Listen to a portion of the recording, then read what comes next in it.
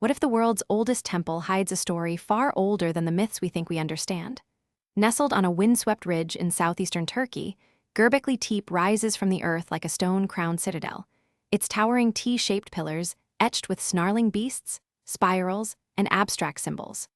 Archaeologists have dated the site to roughly 12,000 years ago, a full 6 millennia before Stonehenge, a full 10 before the first known cities. How could a hunter-gatherer society, still dependent on the raw bounty of the steppe, marshal the labor, knowledge, and reverence required to carve such a monumental complex? The first excavations in the 1990s uncovered circles of pillars sunk deep into the ground, each stone weighing several tons, quarried from distant limestone outcrops and transported across rugged terrain without any trace of wheels or draft animals. Some pillars bear the unmistakable imprint of hand-hewn sockets, suggesting they were raised with ropes, levers, and sheer human will. Yet the most unsettling mystery lies not in the engineering, but in the purpose. No evidence of permanent habitation, storage, or food preparation has been found. No hearths, no post holes, no domestic debris. The site seems to have been deliberately buried around 8,000 BCE, the very act of covering it up implying a ritual termination rather than abandonment. The carvings themselves deepen the enigma. A recurring motif, a stylized fox, a bull with an elongated neck, and a strange, almost humanoid figure with outstretched arms appears across multiple circles. Some scholars argue these images represent a forgotten cosmology, a proto-religion that predates agriculture, while others see them as a coded record of astronomical events, perhaps an early attempt to map the night sky. One theory suggests the concentric arrangement aligns with the pre-dawn horizon of the summer solstice, casting shadows that would have animated the stone animals with a ghostly glow. Even the soil beneath the stones whispers of something strange. Microscopic analysis has revealed elevated levels of phosphorus and trace amounts of burnt organic material, hinting at periodic fire rituals that left no lasting ash layers. Yet the most puzzling find is a series of shallow pits, each containing a handful of polished ochre stones, arranged in a pattern that mirrors the constellations of Orion. Could the builders have been astronomers, priests, or something else entirely? Göbekli Tepe forces us to confront a stark paradox. A civilization capable of monumental architecture, yet leaving behind no written record, no tools, no everyday artifacts. Its silent stones stand as a testament to a forgotten chapter of human imagination, a chapter that may rewrite our understanding of when and how the first sacred spaces emerged. As we walk among the weathered pillars, the question lingers like a breath on cold stone. What purpose did these ancient architects serve, and why did they choose to seal their masterpiece beneath the earth, leaving us only whispers to decipher? What if a single clay disk, baked over 3 millennia ago, held the key to a language lost to the ages, or perhaps a message from beyond the stars? The Phaistos disk, discovered in 1908 by a farmer digging in the ancient Minoan palace of Phaistos on Crete, has haunted scholars ever since. Its surface is covered with 241 stamped symbols, arranged in a spiraling sequence that seems both purposeful and baffling. No other artifact from the Bronze Age bears a comparable script, and the very method of its creation, each sign pressed into the soft clay before firing, suggests a level of standardization that was unheard of for its time. When the disk first emerged, the world was eager for a breakthrough. Could this be the Rosetta Stone of the Aegean? Yet every attempt to decode it has met the same dead end. Some researchers argue the symbols represent a syllabary, pointing to a possible link with Linear A, the undeciphered script of the same civilization. Others propose that the disk is a religious calendar, each glyph marking a ritual or astronomical event. Still, a handful of fringe theorists claim the patterns echo constellations, hinting at a cosmic message encoded by a culture that somehow grasped the heavens more profoundly than we give them credit for. The mystery deepens when we examine the disk's composition. Radiocarbon dating places its creation between 1850 and 1600 BCE, but the clay contains traces of a mineral that, according to some geochemical analyses, is not native to Crete. Was the material imported from the distant Anatolian coast, or does it hint at trade routes far more extensive than we imagined? Even more perplexing is the disk's perfect symmetry. Each side mirrors the other, as if an unseen hand ensured balance, a principle cherished in Minoan art but rarely applied to writing. Modern attempts using computer algorithms have uncovered statistical regularities. Certain symbols repeat in clusters, suggesting a syntax, while others appear only once, perhaps indicating proper names or unique concepts. Yet without a bilingual counterpart, the code remains stubbornly opaque. Some linguists caution that the disk could be a hoax, an early 20th century forgery designed to exploit the era's fascination with lost civilizations. However, the firing marks and the patina of centuries argue convincingly for its authenticity. So we stand at a crossroads. Is the Phaistos disk a forgotten chapter of human language, a ritual calendar, or a deliberately crafted puzzle meant to outlive its makers? As we trace each curve of its enigmatic symbols, the night grows colder, and the silence of the ancient palace seems to whisper.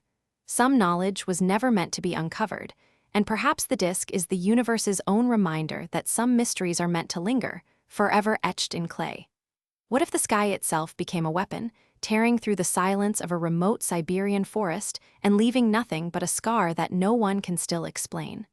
On the morning of June 30, 1908, a blinding flash erupted above the taiga of the Tunguska River basin, a flash so intense that witnesses miles away described it as a sunrise that arrived at midnight.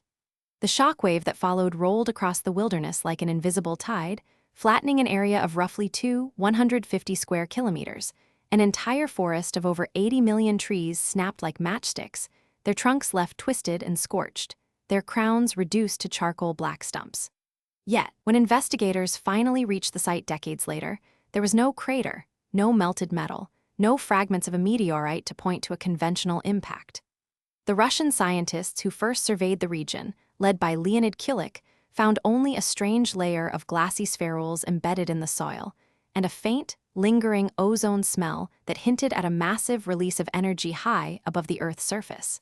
Some have argued that a cometary nucleus, composed largely of ice and dust, exploded mid-air, its volatile core vaporizing in a colossal airburst.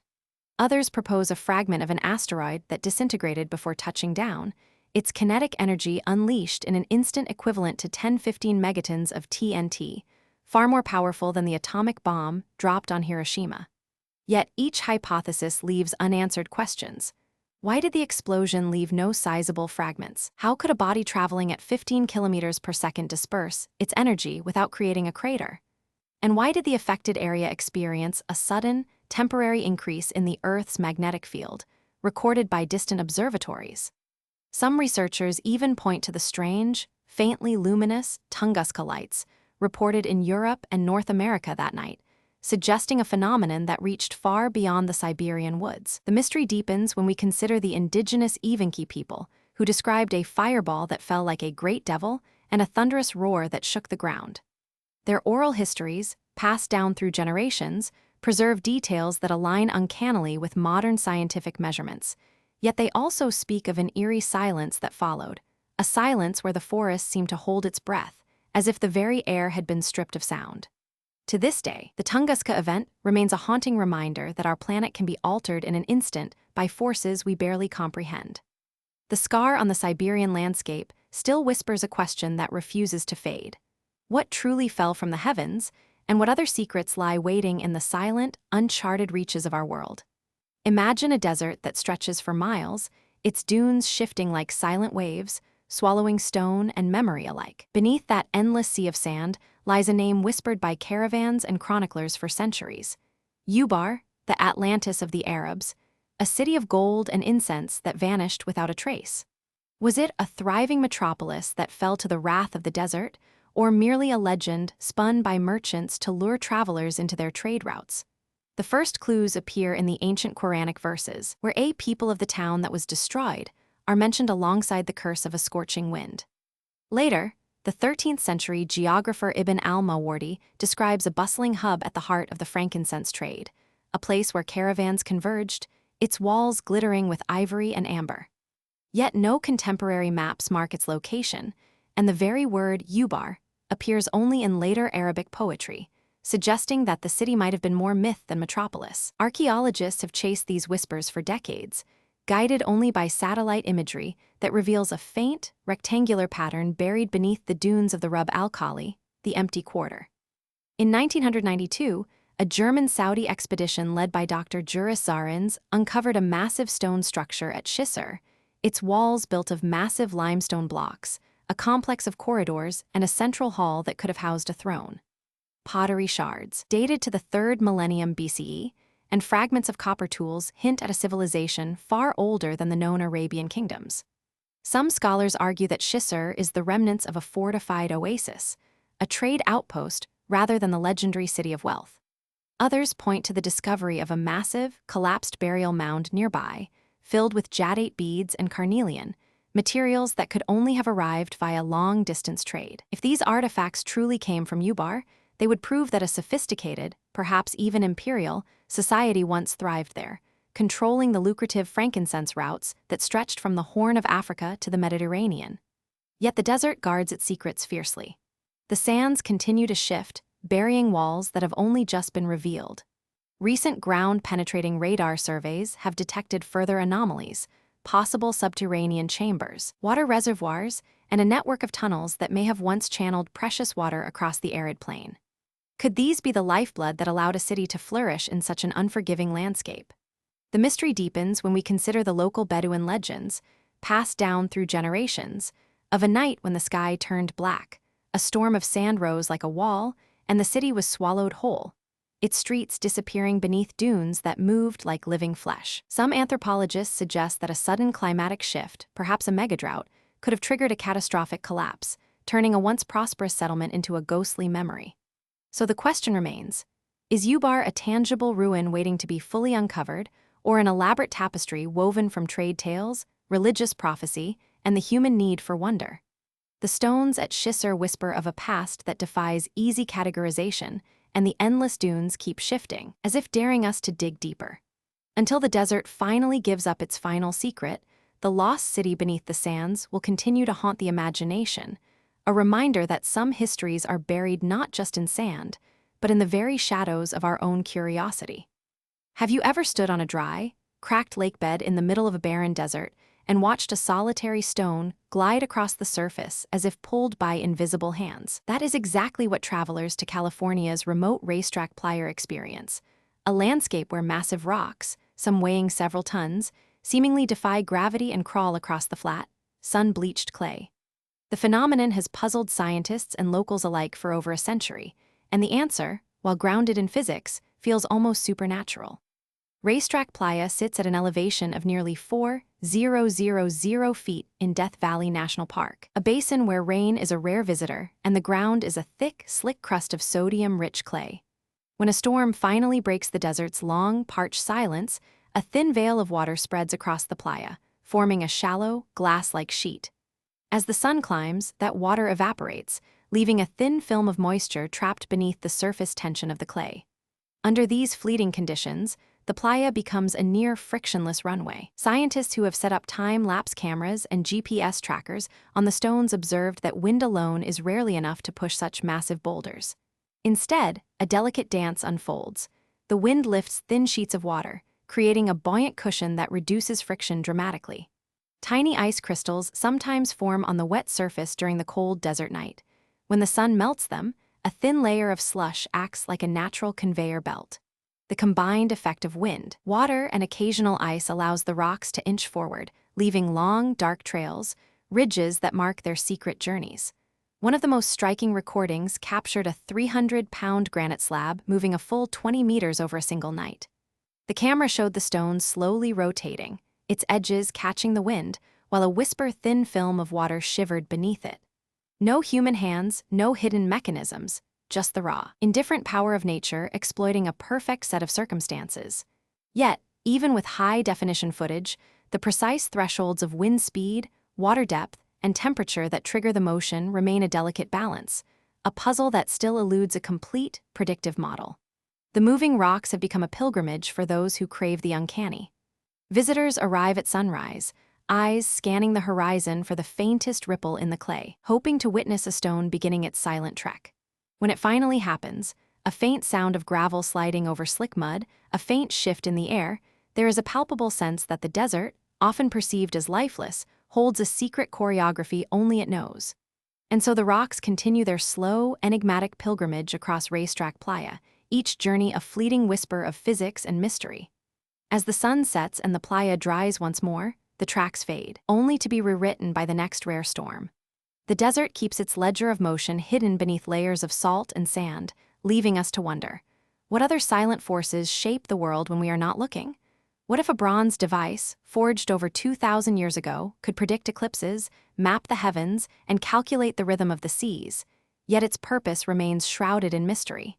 The Antikythera mechanism, recovered from the wreckage of a Roman shipwreck off the coast of the Greek island of Antikythera in 1901, is the world's oldest known analog computer, and its very existence forces us to rethink the limits of ancient knowledge. When divers lifted the corroded lump of gear capped bronze from the black silt, they could not have imagined the complexity hidden beneath the rust. Inside, a cascade of interlocking bronze wheels, each etched with tiny teeth, turned in precise synchrony, driven by a hand crank. Modern X-ray tomography has revealed at least 30 separate gear trains, some with ratios as intricate as 127:1, a level of engineering not seen again until the medieval astronomical clocks of the 14th century. The device appears to model the motions of the sun, moon, and the 5 planets known to the ancients, tracking not only the 19-year Metonic cycle, but also the 223-month Saros cycle of eclipses. A smaller dial, often called the Dial of the Olympiad, likely displayed the 4-year cycle of the ancient Olympic Games. Yet, many details remain contested. Some scholars argue that a separate, now missing gear would have calculated the irregular motion of the moon, while others suggest a hidden mechanism for predicting the tide, a theory bolstered by the device's alignment with the ancient Greek concept of the ebb and flow of the world. The mystery deepens when we consider where such sophistication could have arisen. The Greeks possessed remarkable mathematics. Hipparchus had already charted the precession of the equinoxes, but no written record describes a workshop capable of producing such a machine. Some hypothesize that the mechanism was the product of a lost school of engineers, perhaps linked to the ancient island of Delos, a hub of astronomical study. Others propose a connection to the Alexandrian library, where scholars like Aristarchus explored heliocentric ideas. Still, the lack of any surviving documentation leaves us with only the rusted gears as testimony. Even the very name, Antikythera, hints at a deeper enigma. The ship that sank with the mechanism also carried a cargo of luxury goods, statues, and amphorae, suggesting it was a vessel of elite traders or perhaps a royal delegation. Was the mechanism a prized instrument of a ruler, a teaching aid for apprentices, or a ceremonial object meant to demonstrate control over the cosmos? Its bronze case bears a faint inscription, partially legible, still debated, hinting at a dedication to the gods of the heavens, but the meaning evaporates beneath the corrosion.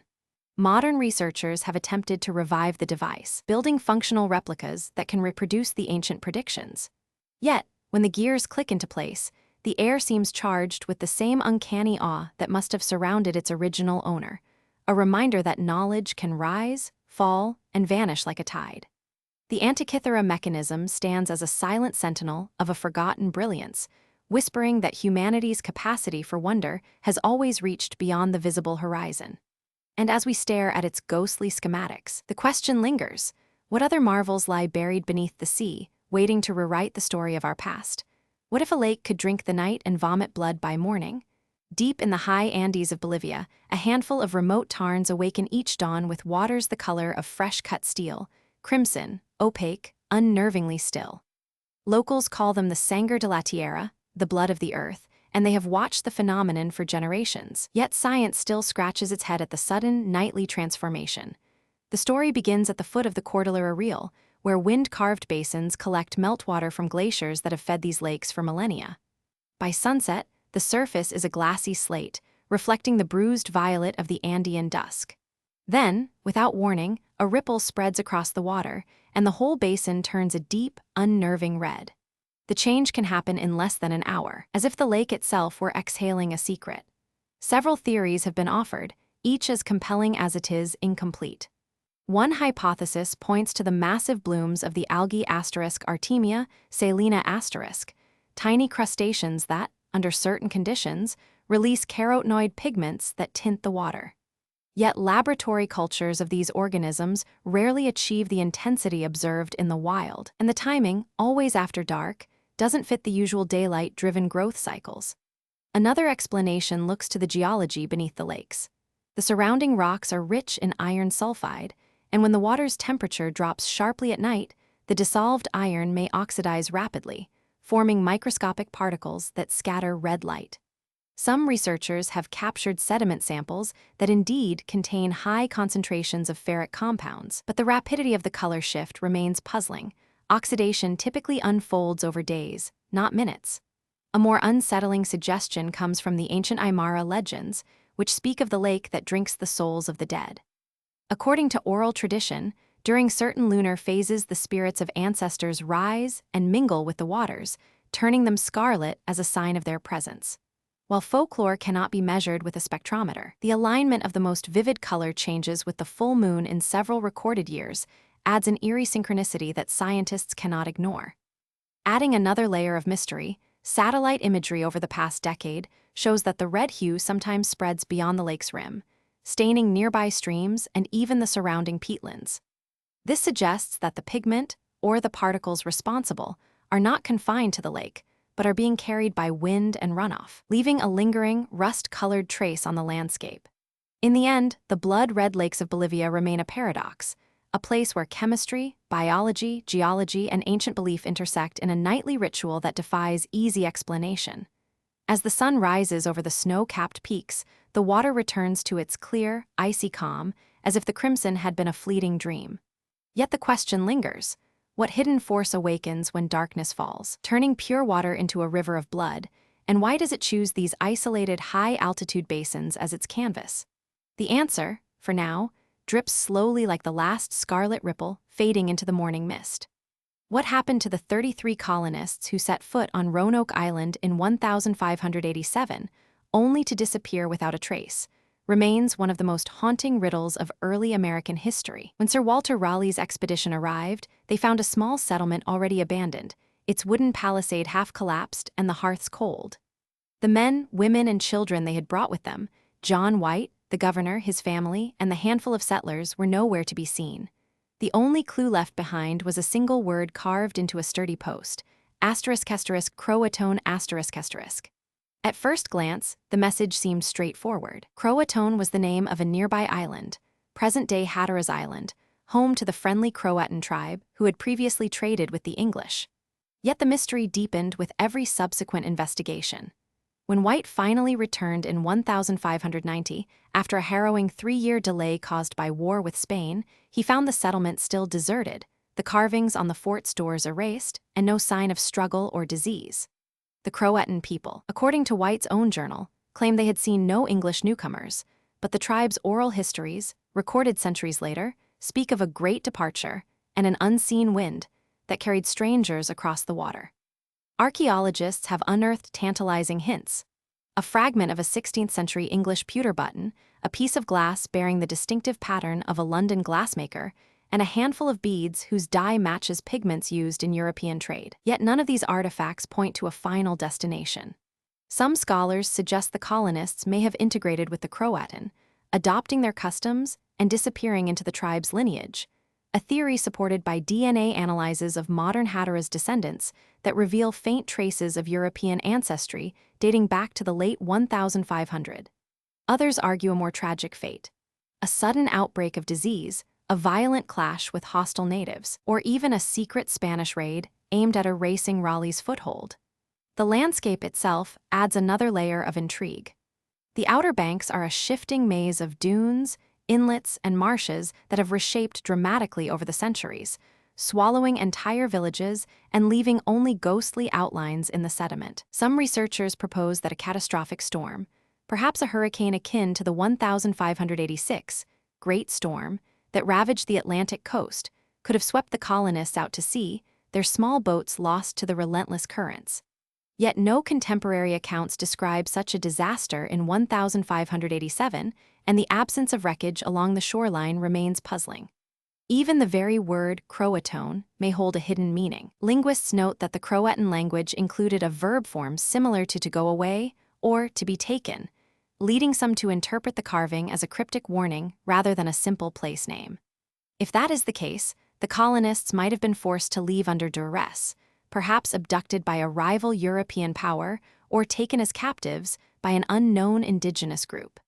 The truth of Roanoke may never be fully uncovered, but each piece of evidence, whether a chipped fragment of a copper kettle, a whispered legend of a night when the moon turned blood red, or the faint echo of a distant drum in an old Croatan song, keeps the mystery alive.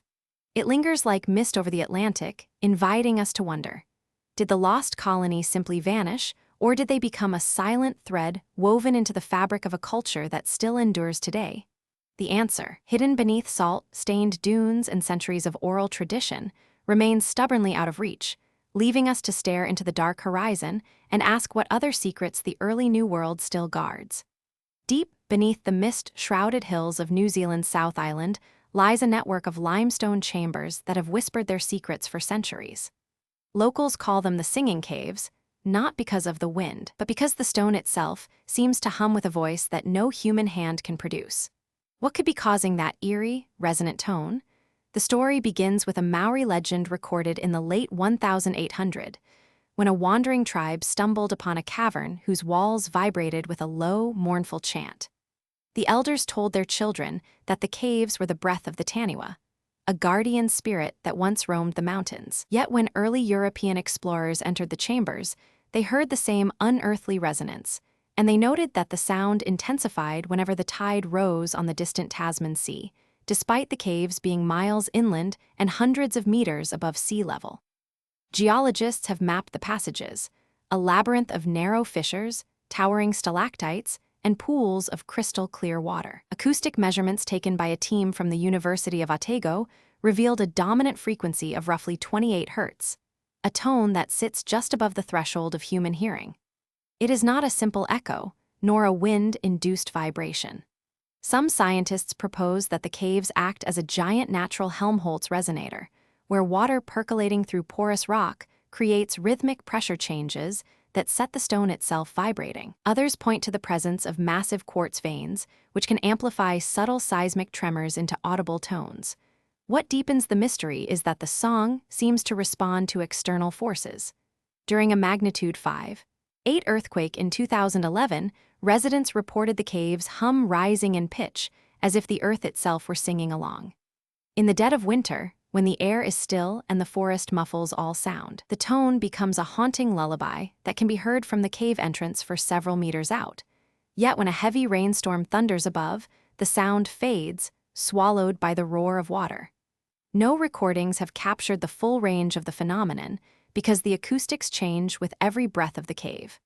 Even the most sophisticated equipment has been unable to isolate a single source. Some researchers have suggested that microbial activity, colonies of extremophile bacteria thriving on mineral deposits, might generate micro-vibrations that coalesce into a collective hum. Others argue that the caves are situated above a dormant geothermal vent, and that slow, rhythmic releases of steam create the low-frequency pulse. The truth remains locked within those stone walls, echoing a question that has haunted both indigenous storytellers and modern scientists alike.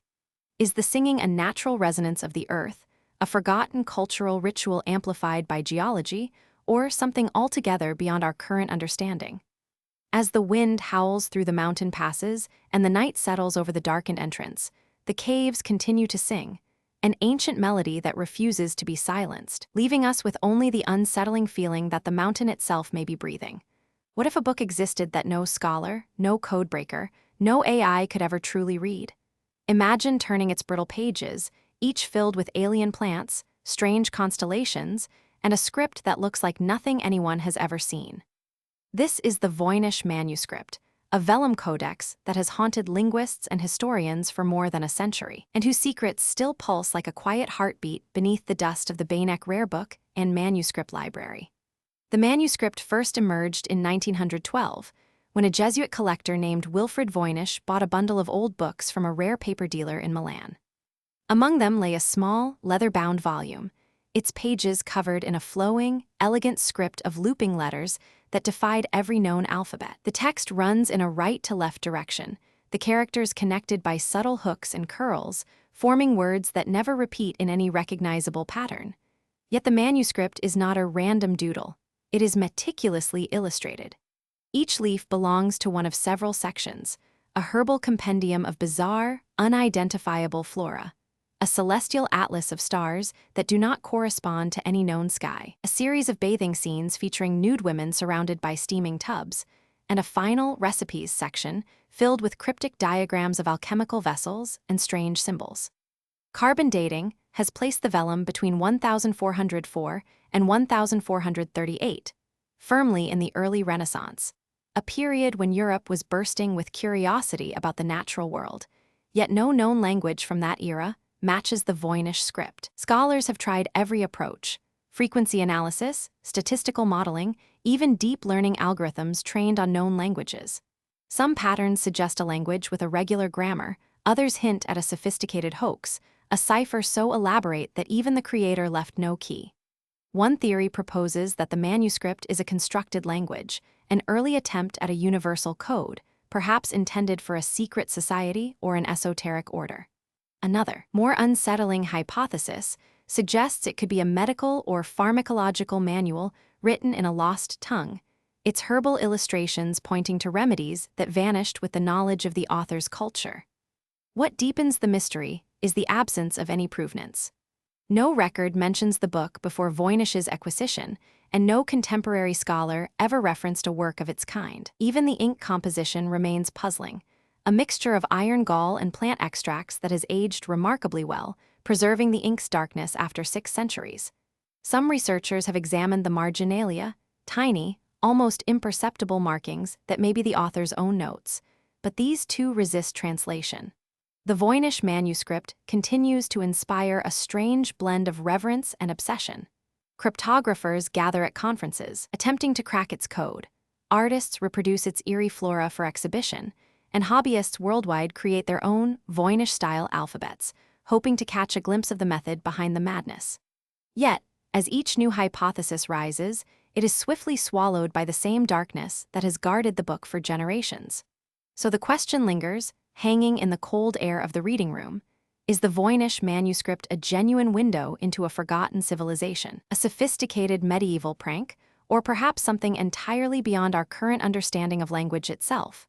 Until the ink finally dries on the last attempt to decipher it, the manuscript remains an open wound in the fabric of knowledge, an invitation to peer into the unknown and feel the chill of a mystery that refuses to be solved. What if the perfect sphere, smooth as polished glass, could have been placed on this earth by hands that vanished long before history ever learned to write? Deep in the mist-shrouded jungles of Costa Rica, scattered across riverbeds and volcanic slopes, lie dozens of perfectly rounded stones, some the size of a child's fist, others as large as a small car.